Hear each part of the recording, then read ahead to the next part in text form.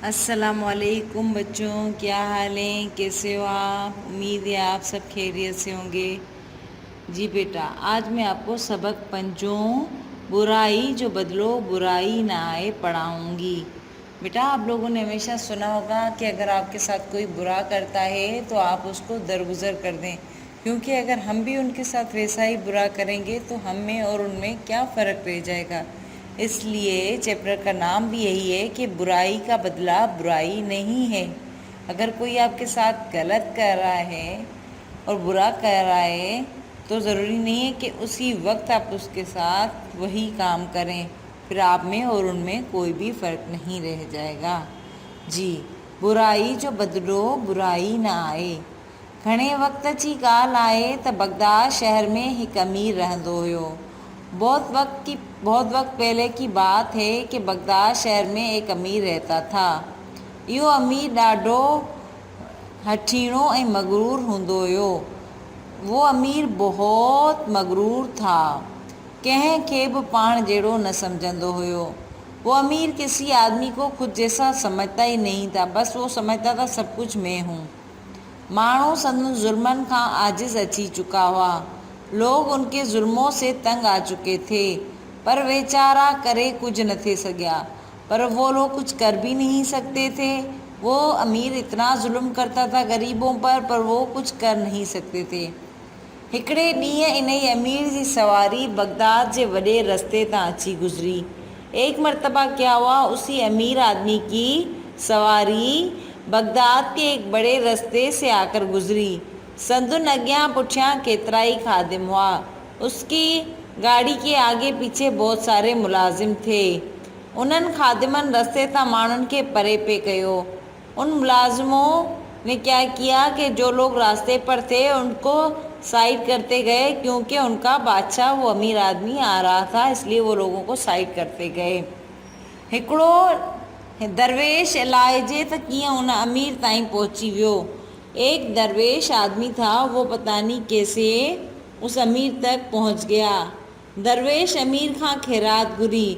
उस दरवेश आदमी ने क्या किया, अमीर से खैरात मांगी। अमीर दरवेश जे सवाल ते ॾाढो कावड़ियो। वो अमीर आदमी बहुत गुस्सा हुआ कि ये मेरी गाड़ी तक कैसे आ पहुंचा और मुझसे कैसे खैरात मांग रहा है। इन दरवेश के ॾाढो घटि वधि ॻाल्हायो। उसने दरवेश को बहुत बुरा भला कहा, पर हिकिड़ो पत्थर खणी अहिड़ो त ज़ोर सां हयांईंसि जो दरवेश जो मथो फाटी पियो ऐं वो हिते ही किरी पियो। फिर उस अमीर आदमी ने क्या किया कि ज़ोर से एक पत्थर उठाकर उसके दरवेश के सर पर मार दिया और वो उसके सर पर ज़ोर से जाकर लगा और वो दरवेश आदमी गिर गया और वो अमीर आदमी अपनी सवारी लेकर आगे बढ़ गया। अमीर जी सवारी अॻिते वधी वई। माण्हुनि दौड़ी अची दरवेश खे उथारियो। जब उसकी सवारी आगे बढ़ गई तो लोगों ने फ़ौरन आकर उस दरवेश को उठाया। दरवेश इहो पत्थर खयो ऐं दिलि में चयाईं त मां इन पत्थर के संभाले रखंदुसि। दरवेश उठा और उस पत्थर को अपने पास रखा और दिल ही दिल में बोलने लगा कि मैं इस पत्थर को संभाल कर रखूँगा। अल्लाह इहो वक़्तु ज़रूरु आणींदो जॾहिं मां इहो पत्थर उनखे हणी पंहिंजी बेइज़ती जो बदिलो वठंदुसि। और दरवेश ये बोलने लगा कि अल्लाह पाक पर मुझे उम्मीद है कि वो दिन ज़रूर आएगा जब मैं ये पत्थर उठाकर उस अमीर आदमी को मारूंगा जिसने आज मुझे ये पत्थर मारा है, और मेरा बदला पूरा हो जाएगा उस वक्त जब मेरा साथ अल्लाह देंगे। दरवेश इहो पत्थर हर वक्त पाण सां संभाले रखंदो हुयो। दरवेश क्या करता था, हर वक्त उस पत्थर को अपने साथ संभाल कर रखता था। उथंदे वेहंदे घुमंदे फिरंदे इहो पत्थर हिन सां गॾु हूंदो हुयो। चलते फिरते घूमते फिरते ये पत्थर उसके साथ हुआ करता था। जो इन ही वाक़े के 12 महीना गुजरी विया और उसकी इस बात को 12 महीने गुजर गए। दरवेश इहो पत्थर हर वक्त पाण सां संभाले रखंदो हुयो। दरवेश वो पत्थर हर वक्त अपने आप के साथ संभाल कर रखता था। उथंदे वेहंदे घुमंदे इहो पत्थर गॾु हूंदो हुअसि ऐं पाण वटि 12 महीना ही संभाले रखियईं। हर वक्त साथ होता था पत्थर और 12 महीना उसने उस पत्थर को संभाल कर रखा, ये सोचकर कि एक दिन अल्लाह ज़रूर लाएगा कि मैं उसको वही पत्थर मारूंगा। हिकिड़े ॾींहुं इहो दरवेश साॻे रस्ते तां गुज़री रहियो हुयो। एक मरतबा क्या हुआ, वही दरवेश आदमी उसी रास्ते से गुज़र रहा था। अॻिते वञी ॾिठाई त चौक ते माण्हुनि जो मेड़ लॻो पियो आहे और आगे जाकर देखा कि चौक पर लोगों की भीड़ है। फिर उसने जाकर देखा कि देखना चाहा कि देखूं किस चीज़ की भीड़ है। हिन ॾिठो त हिकिड़ो माण्हू गधे ते वेठल आहे। इसने देखा एक आदमी गधे पे बैठा हुआ है, जंहिंखे माण्हू घटि वधि ॻाल्हाईंदा ऐं पत्थर हणंदा थी विया। तो उसने गौर से देखने की कोशिश की कि देखूं किसको ये लोग इतना मार रहे हैं। गधे पर बैठा हुआ वो आदमी कौन था पता है? वो आदमी वही अमीर था। दरवेश माण्हुनि खां पुछियो त अबा छा ॻाल्हि आहे? हिननि खेसि ॿुधायो त ख़लीफ़ो पंहिंजे हिकु अमीर ते कावड़ियो आहे, उन करे ही सज़ा ॾिनी वई आहे। दरवेश ने लोगों को साइड किया और पूछने लगा कि क्या बात है, कौन है, किसको आप लोग इतना मार रहे हो? तो लोगों ने जवाब दिया कि खलीफा अपने अमीर आदमी पर गुस्सा हुआ है और उसको सज़ा के तौर पर ये सज़ा दी गई है। दरवेश अॻिते वधी ॾिठो। दरवेश आगे बढ़ा और देखा त खेसि गॾह ते चढ़ियल उहो साॻियो अमीर नज़र आयो। तो गधा गाड़ी पर वही अमीर आदमी था जिसने दरवेश को 12 महीने पहले पत्थर मारा था। जे 12 महीना अॻु हुनखे पत्थर हणी संदुनि मथो फाड़ियो हुयो। दरवेश सोचो त वक़्तु अची वियो आहे। फिर दरवेश ने सोचा आज वो वक़्तु आ गया है त मां उन ज़ालिम खां बदिलो वठां, तो मैं उस ज़ालिम से बदला लूं। हिन पंहिंजी गोदड़ीअ मां साॻियो पत्थर कढियो। पत्थर अञा हणण ते हो त खेसि ख़्यालु आयो त इन ही अमीर बराबरि मूंसां बुराई कई हुई।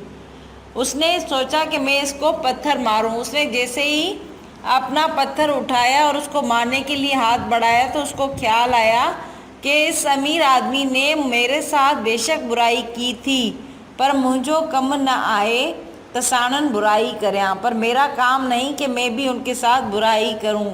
छो त बुराई जो बदलो बुराई ना आए, क्योंकि बुराई का बदला बुराई नहीं है। ईअं सोचे हिन पत्थर उछलाए छॾियो ऐं हलियो वियो। ये सोचकर उन्होंने पत्थर फेंका और चला गया। ॿारो इन ई आखाणी मां इहो सबक़ थो मिले त चङो ईअं आहे त जेको बुराई करे उन सां भलाई कजे, पर जे भलाई न बि थी सघे त बुराई न कजे। बुराई करण हमेशा बुरनि जो कमु आहे।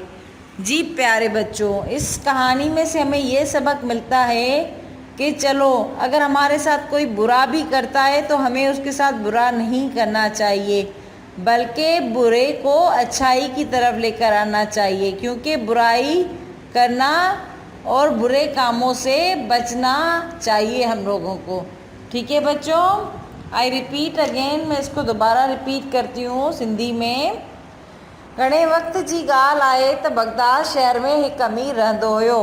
इहो अमीर ॾाढो हठीणो ऐं मगरूर हूंदो हुयो, कंहिंखे बि पाण जहिड़ो न सम्झंदो हो। माण्हू संदुनि ज़ुल्मनि खां तंग ऐं आजिज़ अची चुका हुआ, पर वेचारा कुझु करे न थे सघिया। हिकिड़े ॾींहुं इन ई अमीर जी सवारी बगदाद जे वॾे रस्ते तां अची गुज़री। संदुनि अॻियां पुठियां केतिरा ई खादिम हुया। उन्हनि खादिमनि रस्ते तां माण्हुनि खे परे पे कयो। हिकिड़ो दरवेश अलाइजे त कीअं उन अमीर ताईं पहुची वियो। दरवेश अमीर खां ख़ैरात घुरी। अमीर दरवेश जे सवाल ते ॾाढो कावड़ियो। हिन दरवेश खे ॾाढो घटि वधि ॻाल्हायो, पर हिकिड़ो पत्थर खणी अहिड़ो त ज़ोर सां हयांईंसि जो दरवेश जो मथो फाटी पियो ऐं हुते किरी पियो। अमीर जी सवारी अॻिते वधी वई। माण्हुनि डोड़ी अची दरवेश खे उथारियो। दरवेश इहो पत्थर खयों ऐं दिलि में चयाईं त मां हिन पत्थर खे संभाले रखंदुसि। अलाह इहो वक़्तु ज़रूरु आणींदो जॾहिं मां इहो पत्थर उन खे खणी पंहिंजी बेइज़ती जो बदिलो वठंदुसि। दरवेश इहो पत्थर हर वक़्तु पाण सां संभाले रखंदो हो।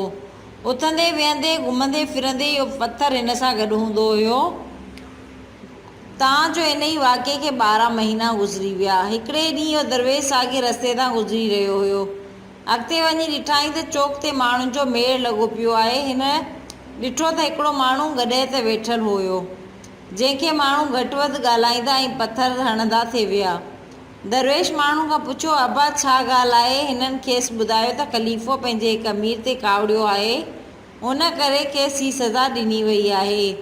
दरवेश अॻिते वधी ॾिठो त खेसि गॾ ते चढ़ियल उहो साॻियो अमीर नज़र आयो जंहिं 12 महीना अॻु पथर हणी संदुनि मथो फाड़ियो हुयो।